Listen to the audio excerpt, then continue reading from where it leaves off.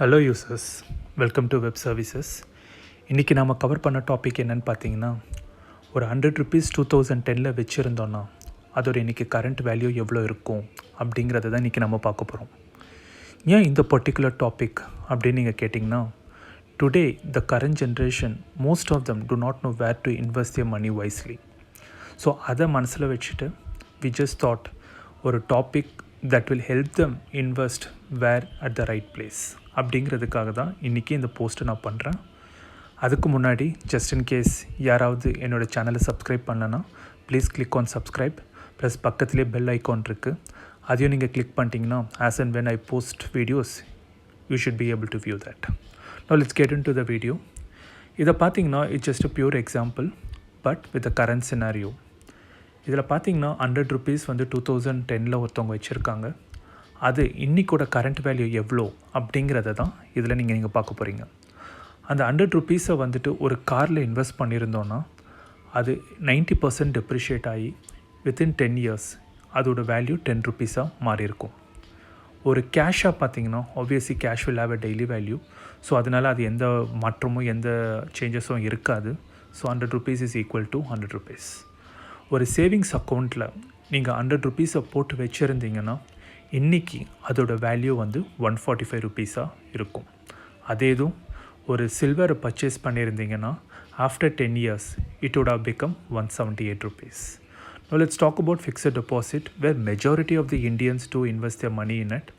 அதில் பர்ச்சேஸ் பண்ணியோ அதில் ஒரு ஃபிக்ஸட் டெபாசிட் பண்ணி வச்சுருந்தீங்கன்னா அந்த 100 rupees would have grown double, that is equivalent to 229 rupees.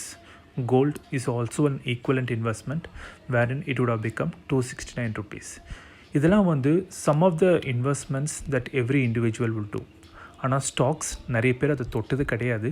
இருந்தாலும் அதை பற்றியும் கொஞ்சம் கவர் பண்ணலாம் அப்படிங்கிறதுக்காக தான் இந்த ஸ்லைடு. ரிலையன்ஸ் ஸ்டாக்ஸ் பார்த்தீங்கன்னா 100 rupees அந்த stock value in 2010, today it would have become 310 rupees, which is almost twice the value you invested. Google 773 rupees, which is almost 6 to 7 times of your cash that you have invested. Microsoft 1112. Apple stock would have become 2322 rupees. Amazon, it's almost 30 times of what you have invested, would have become 3744. Bitcoin is something that you would have heard recently, wherein the 100 rupees that you would have invested in 2010, the value that is currently is 50 crores.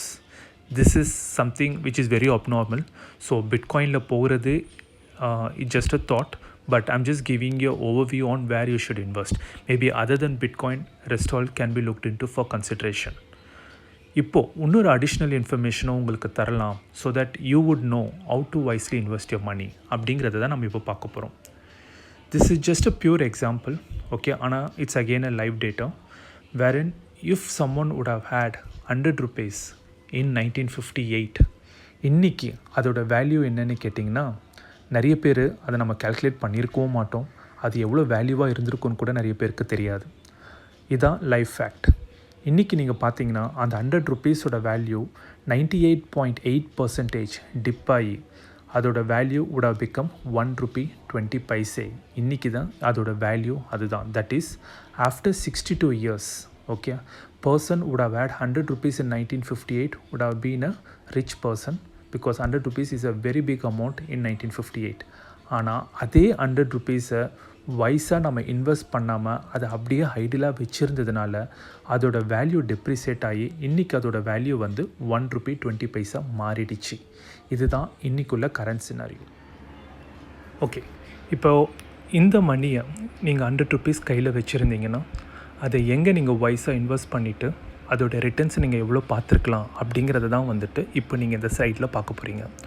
So what I've done is ஒரு SIP calculator ஒன்று open பண்ணியிருக்கேன். நீங்கள் கூட என்ன பண்ணலான்னா ஒரு Google சைட்டுக்கு போயிட்டு எஸ்ஐபி கேல்குலேட்டர்னு போட்டிங்கன்னா there are N number of apps available. So அதை நீங்கள் ஜஸ்ட் கிளிக் பண்ணி வியூ பண்ணலாம்.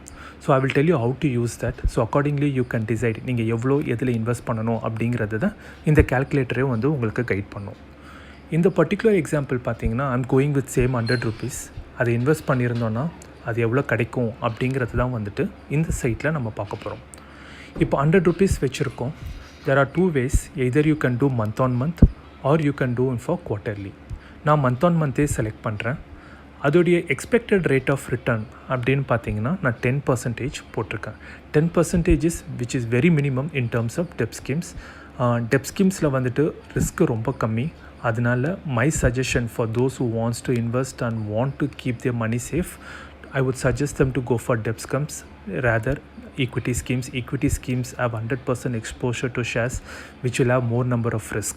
ஸோ என்ன கேட்டிங்கன்னா ஒரு டெப் ஸ்கீமில் இன்வெஸ்ட் பண்ணுறது risk is very very minimum. அதில் 10% வந்துட்டு which is very minimum. Maybe if in case you feel 10% I don't want, if you want to keep it at 8% also I'm fine with that, but depending on your expected returns that you will have to keep that in mind. Investment duration பார்த்தீங்கன்னா இதில் maximum என்ன 50 years தான் select பண்ண விட்டுருக்கு. So I am going it with 50 years. இப்போது அந்த 100 rupees if I had have invested month on month, in 50 years this would have become 60,000 rupees I would have invested. And the 60,000 value after considering the rate of return, today the value would have become 17 lakhs would have become, which is not known to many of you people. That is why we are not investing our money wisely. Instead என்ன பண்ணுவோன்னா எதுலையாவது போய் நம்ம invest பண்ணணும், property இந்த மாதிரிலாம் invest பண்ணணும்னு சொல்லிவிட்டு நம்ம அதில் இன்வெஸ்ட் பண்ணுறோம். உண்மையிலே கேட்டிங்கன்னா ஒரு ப்ராப்பர்ட்டியில் இன்வெஸ்ட் பண்ணுறது it's waste of money. My intention to tell you is where you should save so that நாளைக்கு இந்த லிக்விட் கேஷாக நீங்கள் எடுக்கும்போது அது எவ்வளோ உங்களுக்கு ப்ராஃபிட் கிடைக்கும் அப்படிங்கிறது தான் வந்துட்டு இப்போ நான் சொல்ல விரும்புது. இப்போ நீங்கள் ஒரு லேண்டில் இன்வெஸ்ட் பண்ணியிருந்தீங்கன்னா மேபி இந்த ரிட்டர்ன்ஸ் கிடச்சிருக்கலாம். ஆனால் maybe because of some reason you are not able to sell it, or because of the current situation like Covid the value of the land has become very very minimum. So நீங்கள் expected இதில் விற்க முடியாது. அது மட்டும் இல்லாமல் அதில் long term capital கெயினும் இருக்குது. So once you sell it there is a tax payable to the government. So இதெல்லாம் நீங்கள் கன்சிடர் பண்ணி பார்த்தீங்கன்னா whatever you would have invested and what you gonna gain after 30 years will be nothing. ஆனால் இதில் அப்படி கிடையாது. Invest பண்ணுறீங்க, உங்களுக்கான அசம்ஷன் கால்குலேட்டர் இங்கேயே இருக்குது. நீங்கள் உங்களோட வேல்யூவை பஞ்சின் பண்ண போகிறீங்க. You would know what will be your futuristic value that you going to get after so years. So accordingly you can start planning. இதையே நான் பெட்டராக எப்படி இன்வெஸ்ட் பண்ணுறது அப்படிங்கிறத நான் உங்களுக்கு சொல்கிறேன். ஓகே, இப்போ now let's have a look at a live example.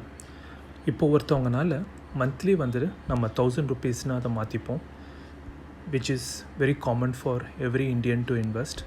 So 1000 rupees வந்து ஒருத்தவங்க மந்த் ஆன் மந்த் இன்வெஸ்ட் பண்ணுறாங்க.